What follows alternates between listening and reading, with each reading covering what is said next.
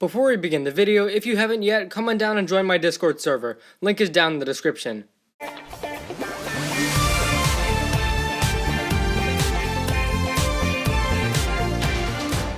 Hey guys, welcome back to the channel for another video. Today we're going to be checking out my last Season 13 set, the Sorcerer's Dungeons. Just to remind you guys how these work, I first go over the set's build, and then I go over each minifigure separately. Last but not least, I give these set a score out of 5. So without further delay, let's get started. Now, first of all, I just want to say how incredible this set looks with the attachment. Now, this is the included part from Griefbringer's set, and even though this is just one of the, I think, 3 other parts that come with this, already it makes the entire Skull Dungeon feel a lot bigger, and I feel that's really, really nice.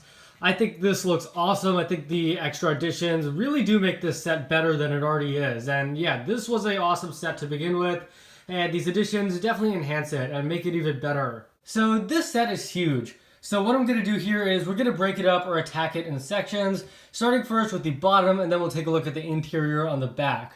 So one thing about the set is it kind of is a board game, right? So you got all of these little pieces where I guess these are places to put the minifigure or the character. And even though this set does have that board game element, it feels like it's incorporated really, really well.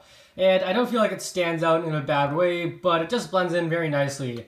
Now, this main entrance area looks super nice too. I love these pieces, these, these half arches, I guess.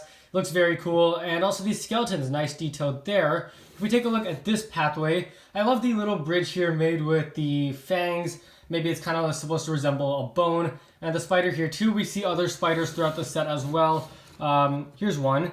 And if we take a look at this path is a little bit bigger. Also, again, the detail with this bone piece, a little fang here. And it's really big. I feel like what these 2 paths accomplish is they make the set feel bigger. And I think that's great. Now, once we get up here, there's kind of like a bridge that leads up to this upper area. We'll talk about this upper area later. But this bridge is nice. What you could basically do is you could raise it and then lower it again. So I think that's definitely a cool feature. Now, what I want to do next is let's move around to the back of this set. And yeah, so basically, here is where the Blade of Deliverance is supposed to go. I was recording earlier and my blade fell out and I forgot to put it back. So yeah, just being honest there. But yeah, this back looks nice. I love this great piece. The thing about this, though, I don't really like how there are holes here. It feels a little ugly. But hey, it's the back of the set. It's not really a big deal. You also got some weapons. There's an axe here and there's a spear. So that's cool. If we take a look at this upper area, you got some armor, a lot of detail here. There's this painting and some other various stuff. And if we swing around here, you have a bit of a balcony. And then also you have another balcony right here with this gun piece kind of serving as a railing and this little barrel filled up with weapons. So I feel that's cool. And here's the cage as well. The cage is very nice. And we'll talk about the play feature soon. But yeah, what you basically do is you put a minifigure in here and you close it up. And I feel like the cage is also nice too. Again, how the cage and this entire attachment kind of sticks out. Yeah, it really works to make the set feel bigger than it is. Okay, so now we get to talk about the rest of the set. And one play feature that I forgot to point out is this. Actually, if you move this forward, hold on. Yeah, okay, so if you move this forward, the doors will kind of open up to reveal the blade. And I feel that's a really cool feature. Also, I don't know if you could see, but in these doors, they actually make you put fire pieces inside, which is super cool. Now, as for the actual main play feature of the set, it's actually this. So what happens is, when you turn this around, a few things happen. First of all, this cage actually raises and lowers. Secondly, these pieces will spin around. And lastly, I don't know if you can see well, but over here, actually, these pieces will go up and go down. So I love how basically all of the different play features are controlled by this one tower. And I feel the cage and these pieces especially look really awesome. Now, as for this area, I love how it's kind of suspended over the ground. And it's pretty high up, actually. And again, more detail with this, a kind of a railing going back here. There's even a little bone piece right here. And also this stand here, I guess a barbecue or whatever. So that's cool. And yeah, also this main area looks phenomenal. I love how it really sells the look of a mountain or of a cave. And I think it really works. Also, the skull kind of towering over the rest of the set. The skull looks awesome. Great contrast to the darker colors of the rest of the set. And I feel like it blends really nicely with those main colors of gray and orange and those shades of brown. So overall, definitely a huge thumbs up. And the last thing really to talk about is this upper area. This upper area is fantastic. Another play feature here is if you tilt this up, actually, the two arches will come down. And let me just raise the camera up a little bit so you can see what the arches look like. So yeah, those arches look really, really good. I love how these pieces kind of look like rib cages almost, concealing the shadow blade of Deliverance behind there. And yeah, I mean, this set really sells the look. It really captures the feeling of skeletons.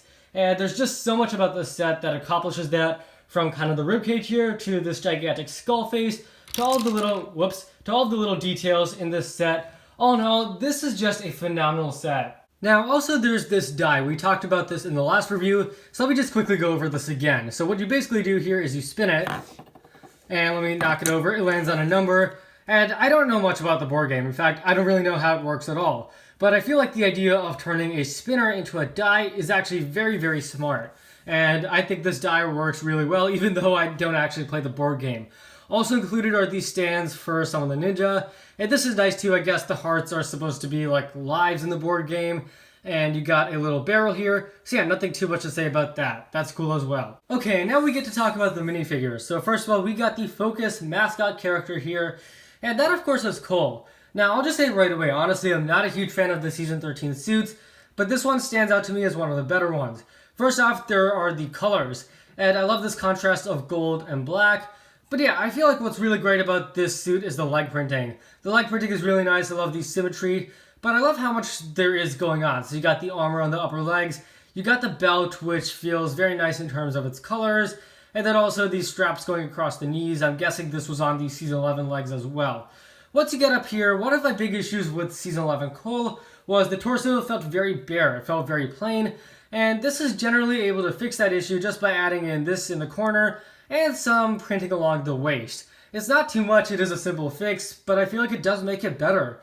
As for some general elements such as the hood is really good. I love how it incorporates the armor, and speaking of the shoulder armor, it's nice. It's a little big, but overall it's pretty good. Unfortunately, I can't speak so nicely of Zane's suit. Honestly, I'm just not a fan of this. And I love this combination of white and gold. It worked really well for ZX, right? Unfortunately, I just feel this suit is really messy. First of all, this blue belt feels a little weird because the main colors here are very clearly gray, white, and gold. But then there's suddenly this blue belt, which I just don't really feel fits. But the bigger issue is that this suit just doesn't feel connected. I mean, at least with Cole's torso, the legs were really nice. But here it just feels like it's just really a mess, and all these different elements don't work together nicely. This leather belt and this piece of armor, it just doesn't feel like it really belongs. And once we get to the armor and the hood, I guess, yeah, that's fine. And I mean, I guess my only big issue with this set is the torso, and I feel like the legs could fit the color scheme a little bit better. So yeah, unfortunately, not a huge fan of the Zane Season 13 suit, but luckily I can say Lloyd's suit is definitely my favorite here. Now, the thing with all Season 13 suits is that it's just Season 11 suit, but with armor. But that's different about Lloyd's. Lloyd's suit is not a copy of the Season 11 suit. It's very clearly inspired by it, and it uses those same elements, but this is a different suit. I believe the leg printing is entirely different, and it has a nice emphasis on dark green, and the actual torso is different as well. It's not the same, it doesn't have these same leather elements, but instead we have different leather belts here, a very nicely done chest plate up here. It has really good details. And yeah, I mean, I feel like what really succeeds about this suit, and this is how all Season 13 suits should be. It's not just a copy of the Season 11 suit, but rather it's a Season 11 suit, but done differently. And that's very nice. Also, the armor, the silver, looks really, really good. So yeah, I have to say, and yeah, I mean, I think actually Lloyd had the best suit for Season 11 and Season 12 as well, and that trend seems to be continuing here. And last but not least, for the good guys, we have Vanya. And it's funny because Vanya has the exact same colors as Zane, white, gold, and blue. But the difference here is it feels very connected. It doesn't feel like it's just a bunch of random stuff going on, but it feels like each color works really nicely. And the torso is so good. I love the details here. It just looks really nice. I also love how the gold hair and kind of these gold straps on the legs complement each other very nicely. But yeah, I mean, I feel like what really works about this is the detail. I mean, just look at the detail going on here on the torso, on this clothing. Yeah, I mean, it looks really, really good. And on the back, we can't really see it. Let's take off the hair for a bit. Yeah, I mean, this is really good too. Also, you got an alternate face for Vanya as well, and some more detail here. And the face is nice for Vanya too. You got a more fierce looking face here, and a more calm looking face in the back. And yeah, Vanya's minifigure I feel is really good, and they definitely did a very nice job with this one. And now we get to talk about our villain minifigures. So here's one of the months, and it's a very good minifigure. First off, we got the use of the Dragon Hunter armor, and hey, this may be a reused piece, but actually it feels really appropriate. And it's a little different, right? So it's actually a different color, but yeah, I mean, I feel it actually works really well with this minifigure, and there's definitely no harm in reusing it here.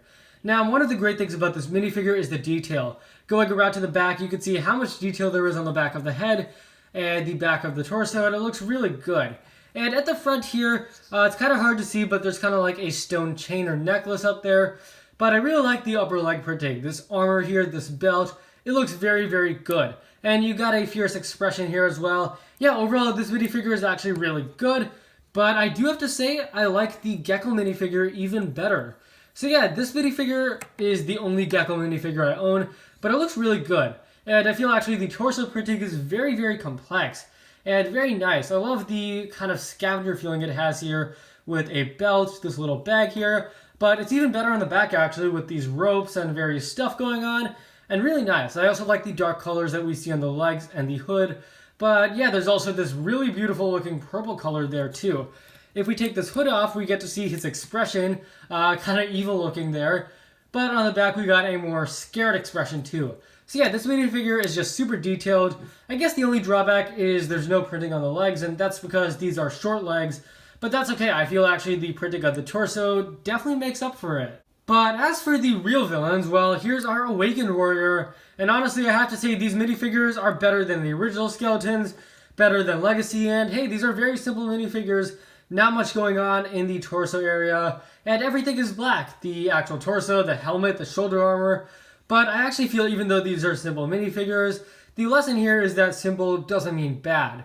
And it doesn't mean, sometimes a simple minifigure can be better than a complex one. Now, I actually feel like what's really awesome here is the printing. I really hated the heads of the Legacy skeletons, but the same head is used here, and it's way better. I feel the printing makes all the difference. And the face looks wonderful. It feels really illuminated against the black. The contrast is nice.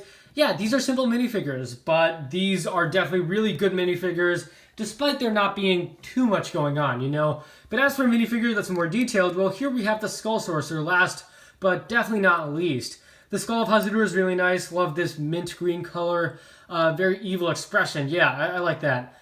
And this is the first Ninjago minifigure to have wings ever. 13 seasons and 9 years. And I believe this is the first time. These are the wings from Chima, from the bats. And it looks very nice here. I feel like it definitely fits the character. And as for the actual mask, I love this hat. And the mask is very different from the show, right? I feel like the show version's a bit better due to the details it has. But this mask still looks awesome. It feels more elegant or mysterious. Whereas the show mask fits the character better. It just feels more evil. And beneath that mask, we have a face that we never see in the show. Yeah, this looks great. Green eyes and the bushy eyebrows and the menacing expression. Yeah, I like that a lot. And then as for the actual torso, here's where the complexity comes in. I love how the Ninjago text actually says Dead Rise. That's a wonderful detail. And the colors of, you have some white here. Mainly black, and then of course the green. Yeah, that looks awesome. Whatever this symbol is, it looks really good. And the green strings going down are awesome as well. And yeah, I have to say this is probably one of Season 13's best minifigures. And yeah, I think it just looks awesome. Okay, this set is awesome, and right away I'm just going to give it a score of 5 out of 5. This is one of those rare sets where the actual set in person is way better than the actual images. Because there's so much detail, so much complexity, and this set is really big and the images don't get that feeling as well. Honestly though, this is just one of my favorite Ninjago sets ever. And the Season 13 wave as a whole was really an improvement over Season 12. So if you're searching in this price range, look no further. I highly recommend this one. Anyways guys, thanks so much for watching. If you enjoyed, be sure to leave a like, subscribe, share with anyone and everyone you know. Share your thoughts on the Skull Sorcerer's dungeons, and I'll see you next time.